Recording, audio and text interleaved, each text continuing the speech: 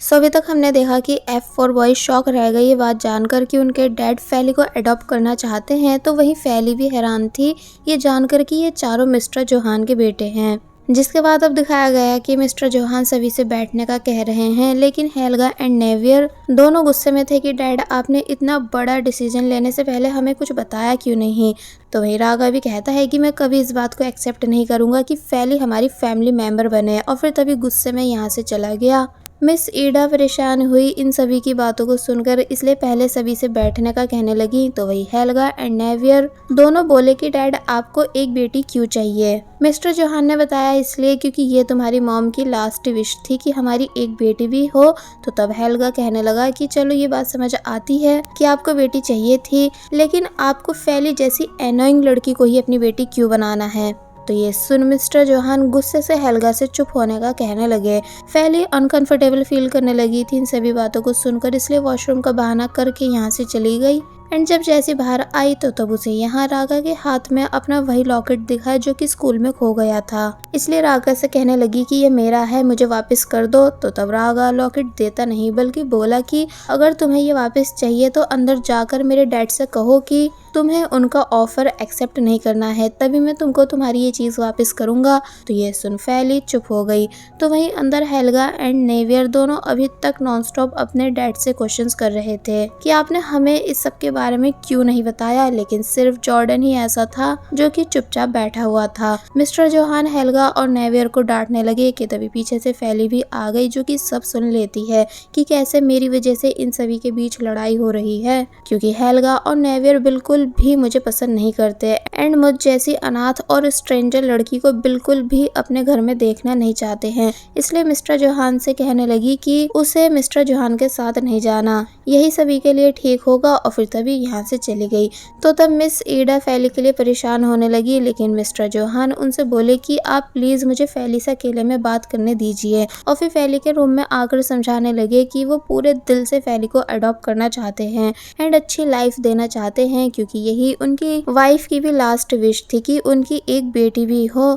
तो तब फैली पूछती है कि पर मैं ही क्यों, जबकि आपने देखा ना कि आपके बेटे मुझे बिल्कुल भी पसंद नहीं करते एंड उनका ऐसे रिएक्ट करना ठीक भी है, क्योंकि शायद हम ऑर्फनेज के बच्चों को कोई भी अपनी फैमिली बनाना पसंद नहीं करता है। तो तब मिस्टर जोहान बोले कि नहीं ऐसा बिल्कुल नहीं है, और फिर बताते हैं कि उन्होंने जब से फैली को देखा था एंड उसकी बातों को सुना था तो उन्हें फैली तभी पसंद आ गई थी कि उनकी एक ऐसी ही बेटी होती। और फिर जब उनको फैली के बर्थडे वाले दिन पता चला कि फैली ऑर्फनेज में रहती है, तो इसलिए उन्होंने तभी डिसाइड कर लिया था कि वो फैली को अडॉप्ट करेंगे, और फिर प्रॉमिस करने लग जाते हैं कि वो फैली को बहुत प्यार से अपने घर में रखेंगे, या फिर फैली बस 3 मंथ्स के लिए उनके घर में रहकर देख ले, क्योंकि उनके बेटे बुरे नहीं हैं, बल्कि उन्हें बस थोड़ा टाइम चाहिए होगा तुमको समझने के लिए। तो ये सुन फैली बस चुप बैठी रह गई। जिसके बाद अब दिखाया गया कि रागा अपने ब्रदर्स के साथ वापस घर आ चुका है, लेकिन बहुत ही ज्यादा गुस्से में था, इसलिए गुस्से में ही घर के अंदर गया एंड अपने रूम में आकर और भी ज्यादा गुस्सा करने लगा कि उसके डैड ऐसे कैसे किसी अनजान लड़की को घर में लाने का डिसाइड कर सकते हैं। और फिर तभी अपनी मॉम की फोटो को देखकर उन्हें याद करने लग जाता है, लेकिन जब जैसी जॉर्डन रागा से बात करने आया तो उसने फोटो को रख दिया। रागा पूछता है कि तुम्हें क्या लगता है कि डैड क्या सच में उस लड़की को अडॉप्ट कर लेंगे। तो तब जॉर्डन बोला कि डैड ठीक तुम्हारी तरह हैं, जिन्होंने अगर एक बारी डिसाइड कर लिया कि उन्हें फैली को अडॉप्ट करना है तो वो उसे अडॉप्ट करके ही रहेंगे एंड हमको भी उनके डिसीजन की रिस्पेक्ट करनी चाहिए। तो ये सुन रागा चुप हो गया। जिसके बाद अब हम नेक्स्ट डे देखते हैं कि कैसे फैली अपना सामान पैक करके जा रही है। तो तब सभी बच्चे उदास थे, इसका मतलब फैली ने मिस्टर जोहान के ऑफर को एक्सेप्ट कर लिया है। फैली डोर के पास आई तो तब सभी बच्चे कहने लगे कि सिस्टर आप प्लीज हमें भूल मत जाना। तो तब फैली बोली कि वो उन्हें कभी नहीं भूल सकती, बल्कि वो उन सभी से मिलने आती जाती रहेगी। मिस्टर जोहान भी यहाँ आ गए फैली को लेने के लिए। तो फैली ने जाने से पहले मिस ईडा को सभी चीज़ों के लिए थैंक्स किया। मिस ईडा भी काफ़ी ज़्यादा इमोशनल हो चुकी थी, इसलिए मिस्टर जोहान से कहने लगी कि आप प्लीज़ फैली का भी ठीक वैसे ही ख्याल रखना जैसे आप अपने चारों बेटों का रखते हो। एंड फैली से बोली कि अगर तुम्हारा मिस्टर जोहान के घर में मन नहीं लगे तो तुम वापस यहाँ आ जाना, क्योंकि इस ऑर्फनेज के डोर हमेशा तुम्हारे लिए खुले हैं। तो ये सुन फैली और भी ज्यादा इमोशनल हो गई। जिसके बाद वो इन सभी को गुड बाय करके यहाँ से चली जाती है। अब हम मिस्टर जोहान के घर को देखते हैं जो कि बहुत ही ज्यादा बड़ा था। जहाँ मिस्टर जोहान फैली से कह रहे थे कि मुझे किसी अर्जेंट मीटिंग में जाना है, तुम अंदर चली जाओ, मिस राठी तुम्हें सब बता देंगी। तो तब फैली बाहर आ गई एंड जब पूरे घर को देख ही रही थी कि ये कितना ज्यादा बड़ा है कि तभी मिस राठी यहाँ आई एंड पूछने लगी कि क्या आप मिस फैली हो।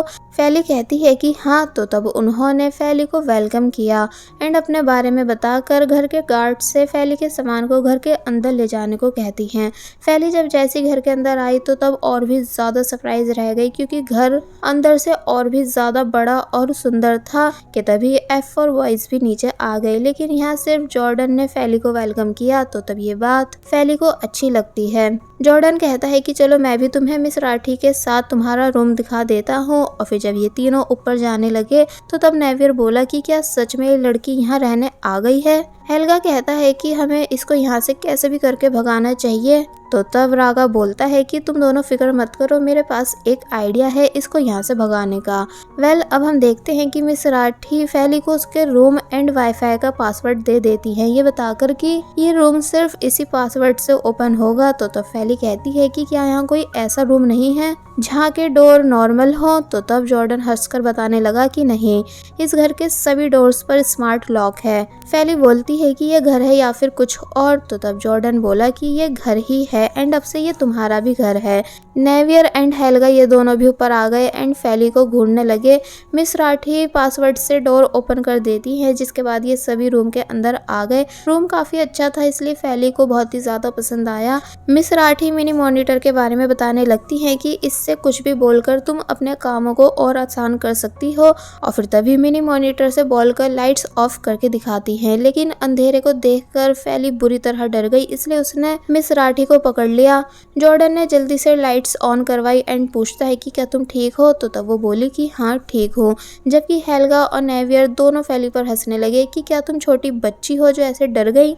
मिस राठी कहती हैं कि आप भी मिनी मॉनिटर यूज करके देखो। तो तब फैली मॉनिटर के काफी क्लोज जाकर कर्टन्स क्लोज कराती है, जो कि हो भी गई, इसलिए खुश होने लगी ये देखकर। तो तब जॉर्डन भी हंसा एंड बोला कि तुम्हें इतने क्लोज जाने की जरूरत नहीं, यानी तुम यहाँ सेंटर में खड़े होकर भी ऑर्डर दे सकती हो। और फिर तभी उसने मिनी मॉनिटर से बोलकर कर्टन्स ओपन करा दिए।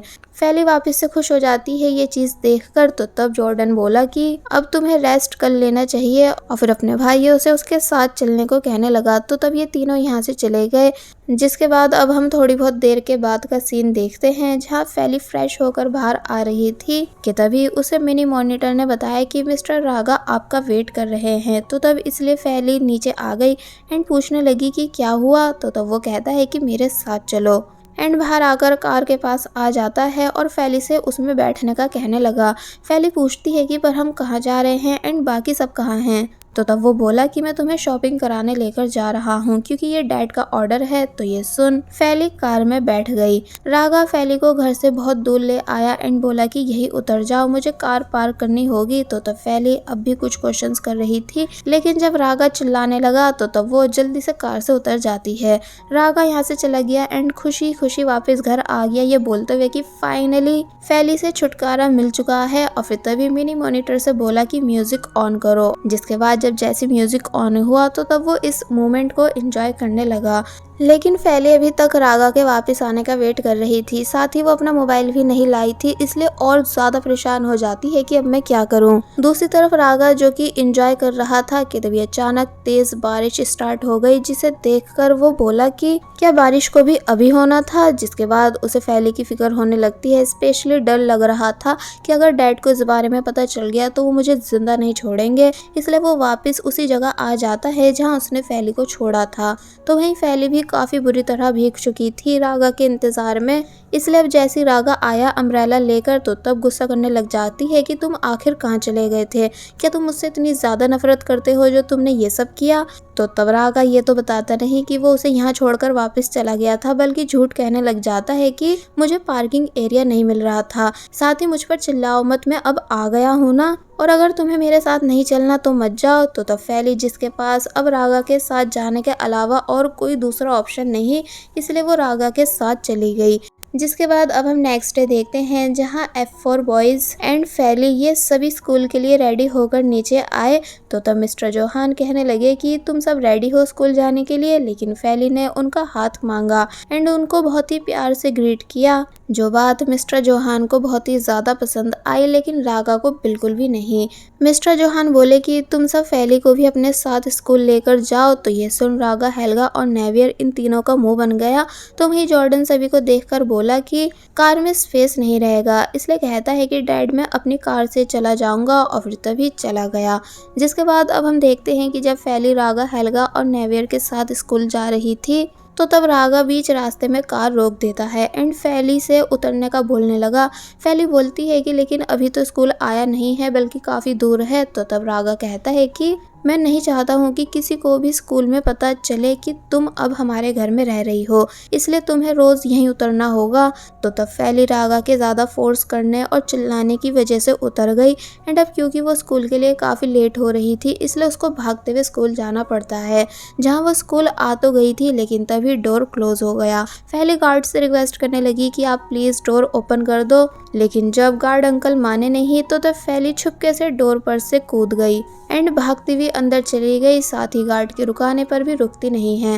वेल अब हम स्कूल के अंदर का सीन देखते हैं जहां जब हेल्गा और नेवियर क्लासरूम के बाहर खड़े थे तो तब इन दोनों के सामने से एक बहुत ही ब्यूटीफुल लड़की निकल कर गई, जिसको ये दोनों बस देखते ही रह गए। यानी इन दोनों को ही वो लड़की काफ़ी ज़्यादा पसंद आ जाती है, जबकि रागा को उस लड़की में बिल्कुल इंटरेस्ट नहीं था। यानी कि वो अपने दोनों भाइयों को आवाज़ दे रहा था कैफेटेरिया जाने के लिए।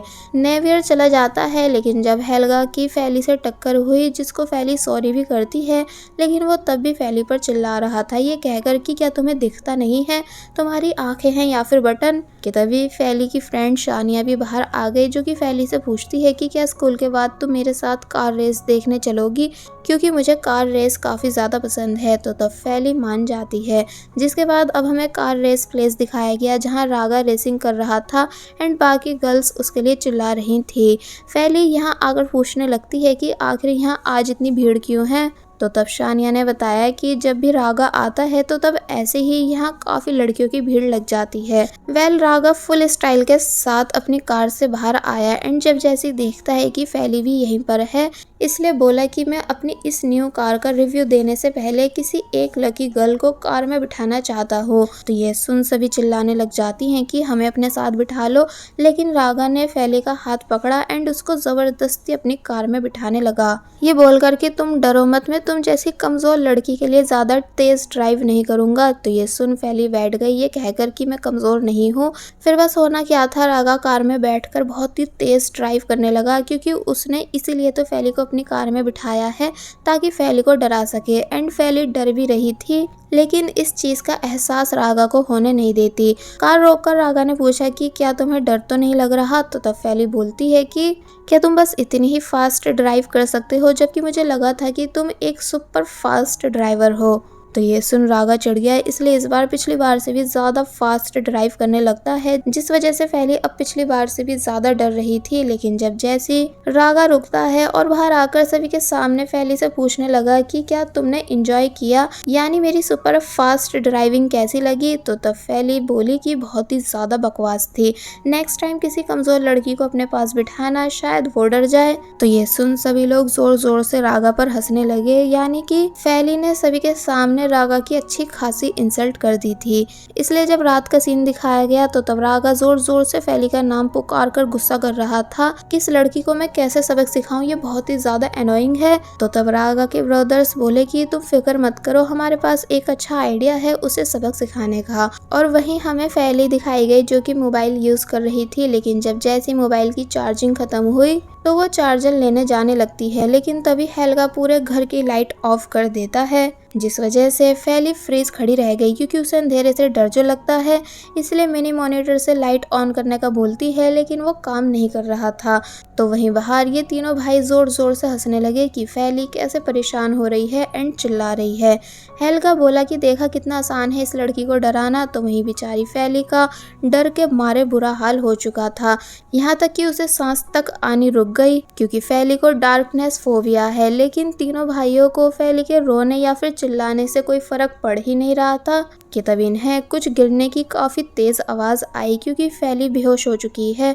रागा डर गया कि कहीं वो मर तो नहीं गई, इसलिए जल्दी जल्दी डोर ओपन करने की कोशिश करता है। लेकिन तीनों को ही डोर का पासवर्ड पता नहीं था कि तभी जॉर्डन भी यहाँ आ गया एंड पूछने लगा कि तुम तीनों फैली के रूम के बाहर क्या कर रहे हो। तो ये सुन रागा चुप खड़ा रह जाता है और बस फिर इसी सीन के साथ पार्ट 2 यहीं पर एंड हो जाता है।